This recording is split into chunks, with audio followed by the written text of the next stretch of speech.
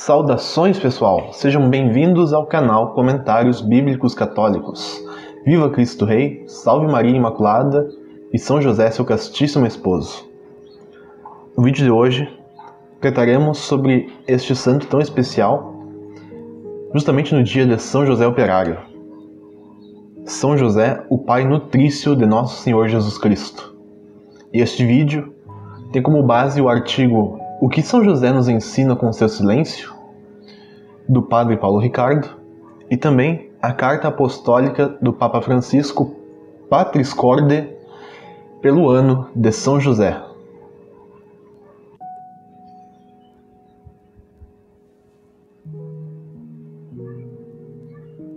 Evangelho segundo São Mateus, capítulos 1 e 2.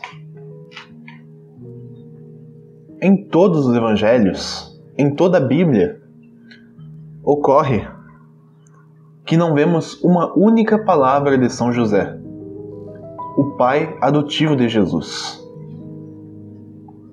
Ele aparece no início dos evangelhos de Lucas e Mateus. É citado brevemente nos sinóticos como o carpinteiro de quem Jesus é filho. Mas é isso que temos basicamente. A princípio, haveria pouca coisa a se concluir sobre este homem. Porém, a Igreja, ao longo dos séculos, vai amadurecendo na compreensão da história da revelação, vai refletindo e se aprofundando. E o elemento de São José é tal que merece um destaque, dado seu papel ilustre na vida de Cristo. Aproveitamos para comentar sobre o santo, agora que finalizamos estes capítulos do Evangelho segundo Mateus. Pois é no início deste Evangelho que vemos São José como uma figura mais central da narrativa. Enquanto que no Evangelho de Lucas, ainda que São José apareça, o foco na infância de Jesus gira mais em torno da Virgem Maria.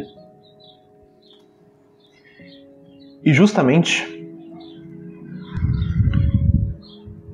este fato de não termos nem no Evangelho de Lucas e nem no de Mateus qualquer palavra de São José é algo com que, segundo Santa Teresa d'Ávila, podemos muito aprender. Ela enxerga no silêncio josefino uma profunda vida contemplativa. Dirá o Padre Paulo Ricardo que esse silêncio de que queremos falar, porém, não é tanto a ausência de palavras ou um simples mutismo,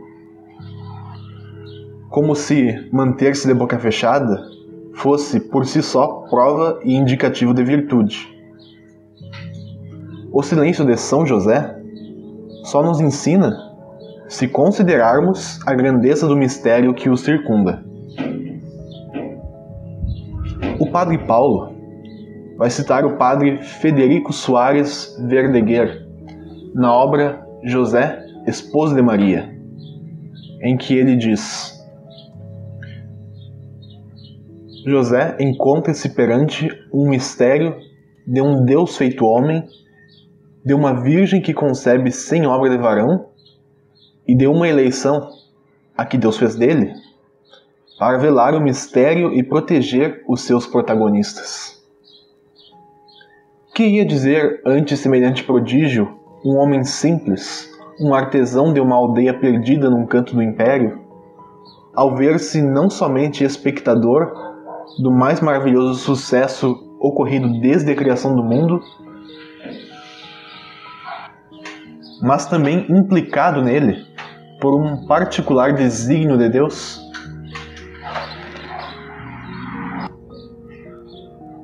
Não se fala quando se está imerso na contemplação do divino, quando a grandeza do que se está a contemplar é tal que qualquer palavra se torna trivial, uma vez que o acontecimento ultrapassa completamente a pessoa e o que ela pode dizer.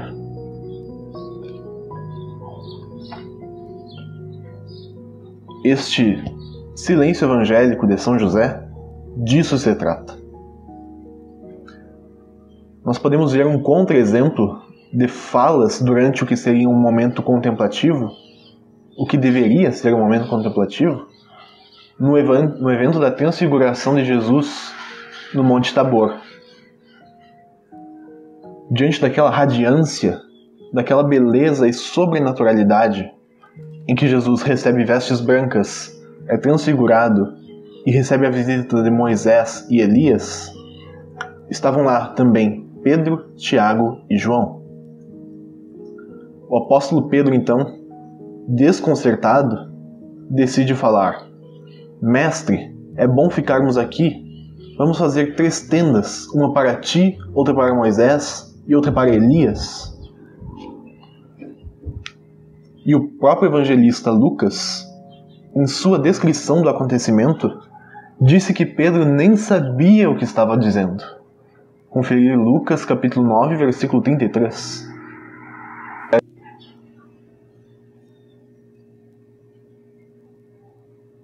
É após a fala de São Pedro que todo aquele evento então chega ao seu final. Meio perdido, ele abriu a boca e a coisa toda se desfez. Diz então o padre Paulo Ricardo que, disso, aprendemos que, diante de um acontecimento que ultrapassa completamente a pessoa e o que ela pode dizer, melhor resposta não há do que silenciar-se, deter-se diante do que se está a contemplar e guardar o que se tem diante dos olhos bem no fundo do coração. Secretum meum mihi, o meu segredo para mim, diz Isaías 24, versículo 16, na Vulgata. São Pedro naturalmente mudaria muito depois deste episódio no Monte Tabor. Ao longo de sua vida apostólica, até o martírio, ele certamente ainda pararia muitas vezes para meditar sobre aquele grande milagre que havia presenciado. São José, no entanto, desde o começo, fez aquilo que os apóstolos só começariam a fazer de fato em Pentecostes. Ele, a exemplo de Maria de Nazaré, guardava todas as coisas de Deus em seu coração. Conferir Lucas capítulo 2, versículo 19. E também ele, a exemplo de Maria de Betânia, tinha escolhido a melhor parte. Conferir Lucas capítulo 10, versículo 42.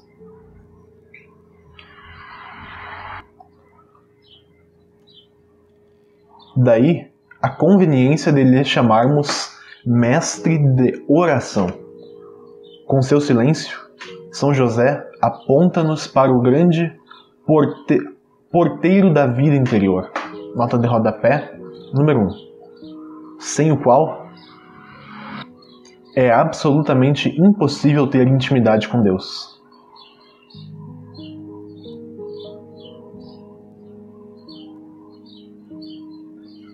Esse título de mestre da oração foi Santa Teresa d'Ávila quem deu ao esposo de Maria. Imaginemos quanta proximidade com Deus deveria ter São José, a familiaridade que possuía para que na obscuridade de um sonho, ao acordar, saber exatamente que ali Deus lhe tinha falado por meio de um anjo. Aí também o seu silêncio se mostra valioso.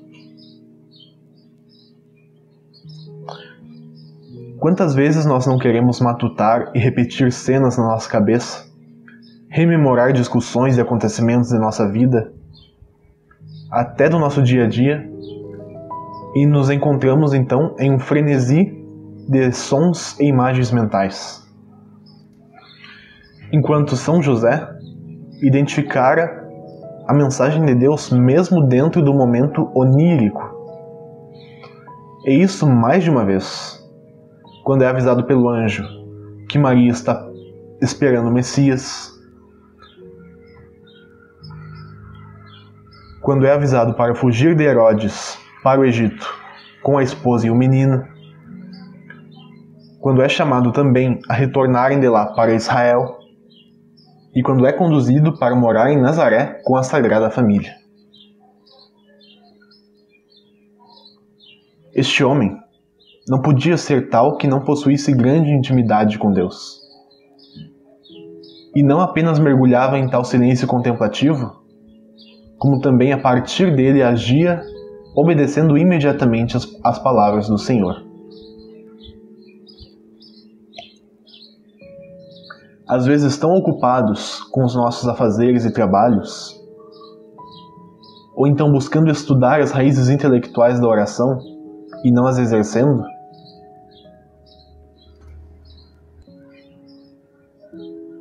façamos então, a partir daqui, como fez este simples carpinteiro de Nazaré, que se silenciou diante do Altíssimo, e mesmo diante daquilo que é mistério, vivamos esse recolhimento da oração e demos nós o devido espaço para Deus em nós agir e conosco falar.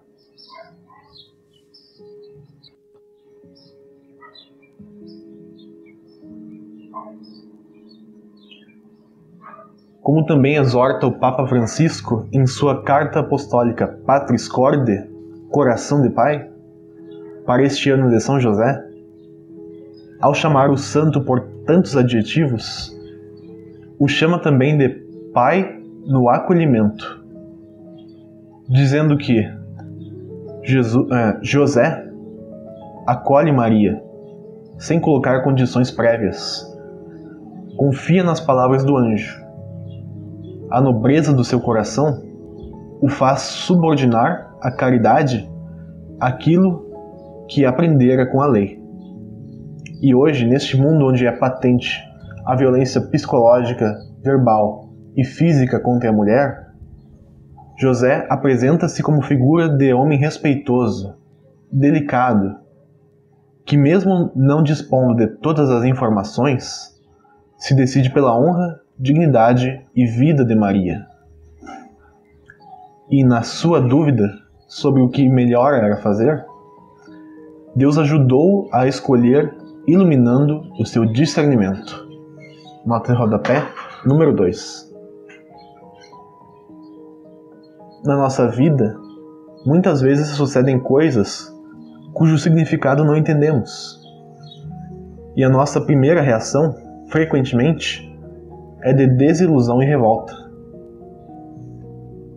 Diversamente, José deixa de lado seus raciocínios para dar lugar ao que sucede e, por mais misterioso que possa aparecer a seus olhos, acolhe-o, assume a sua responsabilidade e reconcilia-se com a própria história. Se não nos reconciliarmos com a nossa própria história, não conseguiremos dar nem mais um passo, porque ficaremos sempre reféns das nossas expectativas e consequentes desilusões. A vida espiritual que José nos mostra não é um caminho que explica, mas um caminho que acolhe. Só a partir deste acolhimento, desta reconciliação, é possível intuir também uma história mais excelsa, um significado mais profundo. Parecem ecoar as palavras inflamadas de Jó, quando, desafiado pela esposa a rebelar-se contra todo o mal que lhe estava a acontecer, ele responde: se recebemos os bens da mão de Deus, não aceitaremos também os males? Jó capítulo 2, versículo 10. José não é um homem resignado passivamente. O seu protagonismo é corajoso e forte. O acolhimento é um modo pelo qual se manifesta na nossa vida o dom da fortaleza que nos vem do Espírito Santo. Só o Senhor nos pode dar força para acolher a vida como ela é, aceitando até mesmo as suas contradições, imprevistos e desilusões. A vinda de Jesus ao nosso meio é um dom do Pai, para que cada um se reconcilie com a carne da sua história, mesmo quando não a compreende totalmente. O que Deus disse ao nosso santo: José, filho de Davi, não temas, Mateus capítulo 1, versículo 20, parece repeti-lo a nós também. Não tenhais medo. É necessário deixar de lado a ira e a desilusão para, movidos não por qualquer resignação mundana, mas com uma fortaleza cheia de esperança, dar lugar àquilo que não escolhemos e todavia existe. Acolher a vida desta maneira introduz-nos num significado oculto. A vida de cada um de nós pode recomeçar miraculosamente se encontrarmos a coragem de a viver segundo aquilo que nos indica o Evangelho. E não importa se tudo parece ter tomado já uma direção errada, e se algumas coisas já são irreversíveis. Deus pode fazer brotar flores no meio das rochas. E mesmo que o nosso coração nos censure de qualquer coisa, Deus é maior que o nosso coração e conhece tudo. Primeira carta de João, capítulo 3, versículo 20. Então, com a nossa vida diante de tantos reveses, tantas adversidades, na família, no trabalho, como também agora nesta pandemia que tanto nos assola, aprendamos com São José este acolhimento, tanto no exercício da oração, como também no exercício da reflexão sobre os acontecimentos e problemas da nossa vida. Procuremos em Deus a força para enfrentar as dificuldades e saibamos silenciar diante do que tanto nos preocupa ao longo da nossa caminhada para procedermos segundo a vontade divina.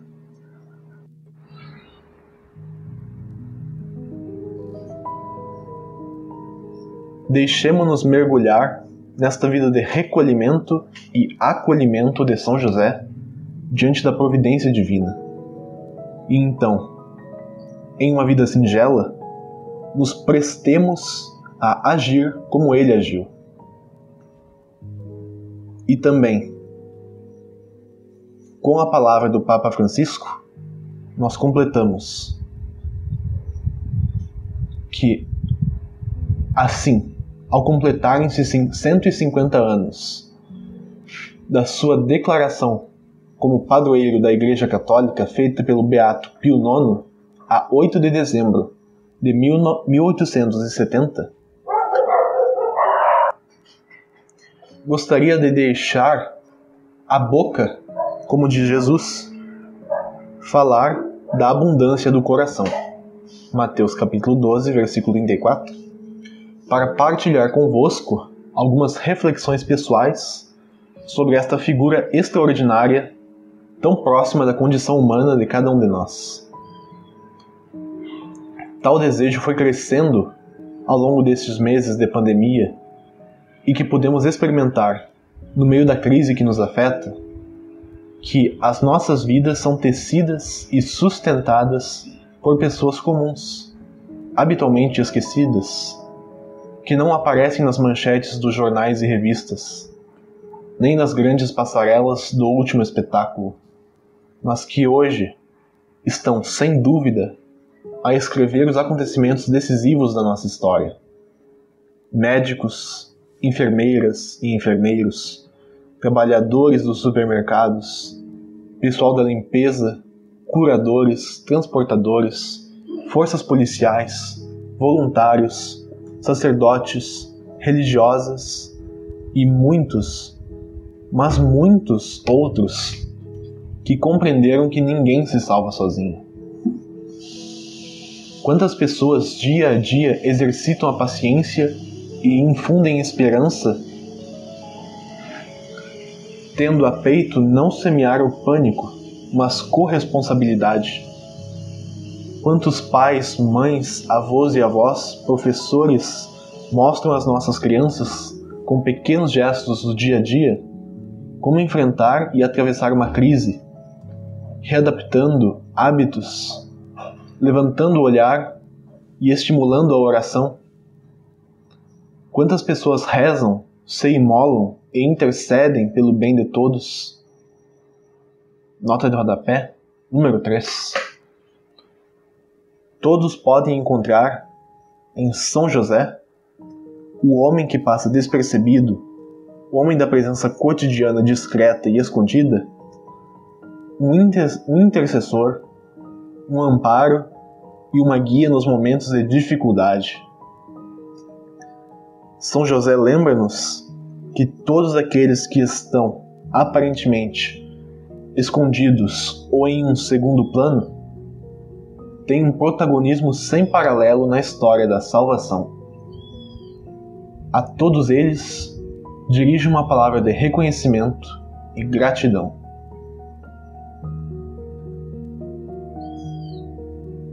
E por fim, em nossa pequenez, tendo também a recomendação justamente daquela que na Igreja Católica é chamada de Doutora da Oração, Santa Teresa d'Ávila, que nos fala para tomarmos o Pai do Menino Jesus como nosso mestre espiritual,